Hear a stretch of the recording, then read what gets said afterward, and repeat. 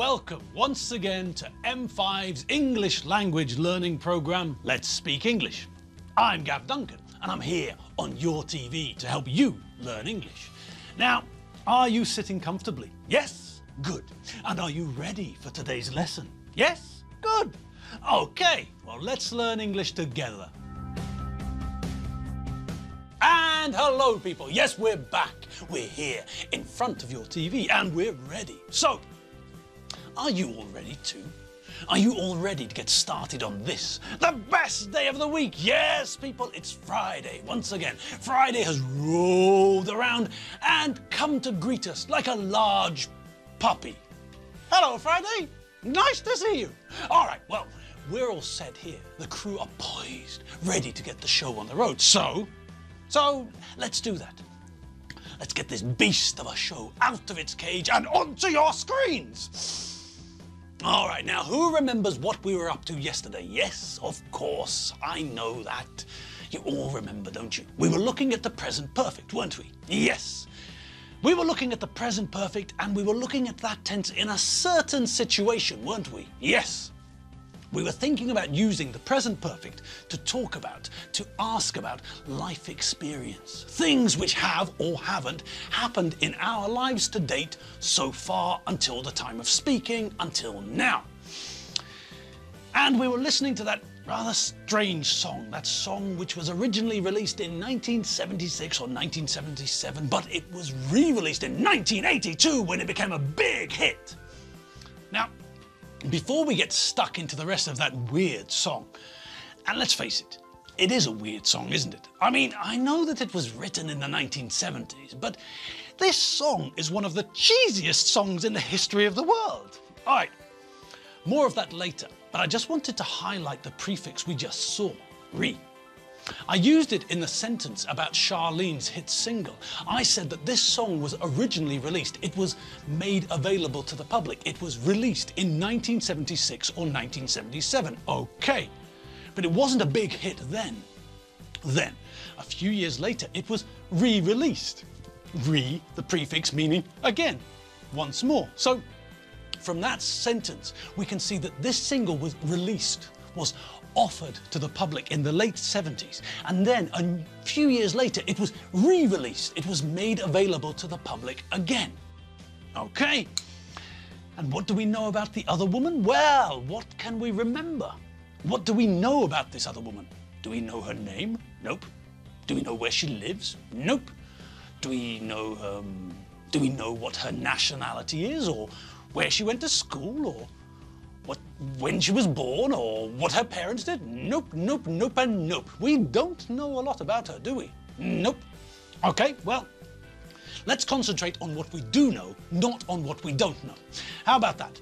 That's right, people. Positive thinking. So, we know two pieces of information about her, two important pieces of information. One, she's a mother, a discontented mother, and two, she's a regimented wife. All right, let's start with that first bit of information. She's a discontented mother. She's a mother, she's a mum, she's got a child, or perhaps more than one, we don't know. But she's not happy as a mother. She's not satisfied. She's got a couple of kids, but now she's wondering if that was such a good idea. She's now responsible for her kids, and that means that she can't do what she wants when she wants. She can't be selfish anymore and only do what she wants to do. She has to think about what's best for her kids. All right, now, it's also possible that her kids are nasty little brats. That would make any parent feel discontent. So, what's a brat? A brat is a badly behaved child, the sort you want to avoid. We often see the noun brat used with a particular adjective, spoilt, a spoilt brat. Now, the verb to spoil can be used in a general sense, in the sense of ruin or destroy. The director's comments spoilt his chances of winning an Oscar. Imagine that a famous film director went on TV and said that the people who decide who gets an Oscar are a bunch of thick muppets with as much intelligence as a dead rabbit. Do you think that he'll get an Oscar? No. not after what he said. He spoilt his chances. So this man said things which destroyed or ruined the possibility of the US film industry giving him a prize. We can also use spoilt with other situations too. Think about Calvin Tér in Budapest. Imagine that you're standing opposite the National Museum.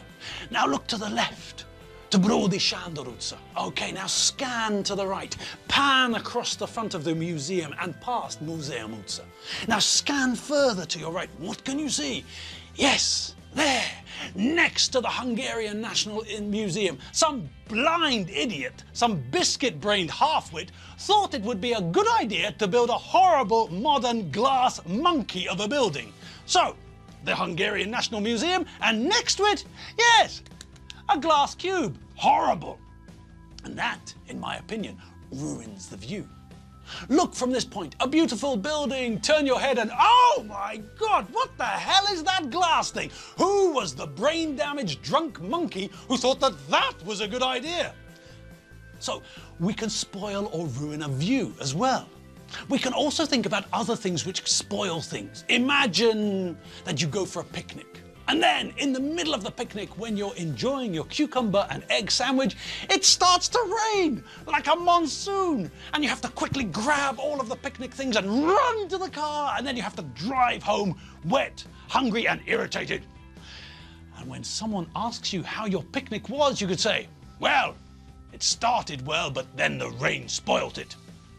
Okay. But when we're talking about spoiling children, then it's a slightly different idea. If you spoil a child, then you never say no. You always give the child what they want. And that means that they'll grow up to be a nasty little brat, a selfish, spoiled child who is used to getting what they want because their parents were too lazy to say no. So perhaps this woman's children are spoiled brats, but if they are, it's partly her fault, isn't it? Hers and her husband's. And what do we know about the husband? Well, she's a regimented wife, so that tells us that her husband is a bit of a control freak. He tells her what to do, when to do it. He controls her. A bad choice for a husband, perhaps, but that was her choice. None of our business. Okay, back to the song. We know that Charlene has been to Georgia and California. We know that she met, held hands with, and then became a lot more intimate with a non-Catholic man of God. Okay, fun times. Then things took a turn for the worse. She ran out of places to go, and she ran out of friends, and all because she was continually looking for freedom, whatever that means. We know that she's been to paradise, but she's never been to herself, whatever that means. Presumably, she's banging on about not taking the time to learn who she really is. I don't know, like I said, this was the 1970s. People were, well, weird. Now moving on. Where else has Charlene been in her life to date? What else has she done in her life until now? Oh, I've been to Nice and the Isle of Greece while I sipped champagne on a yacht. I moved like Harlow in Monte Carlo and showed them what I've got. I've been undressed by kings and I've seen some things that a woman ain't supposed to see. I've been to paradise, but I've never been to me. Oh! So she visited Europe. That's nice, isn't it? She's been to Nice in France, on the French coast, on the Riviera, and she's been to the Isle of Greece. Eh? What? This looks like the famous American lack of geographical knowledge. Greece isn't an isle, is it?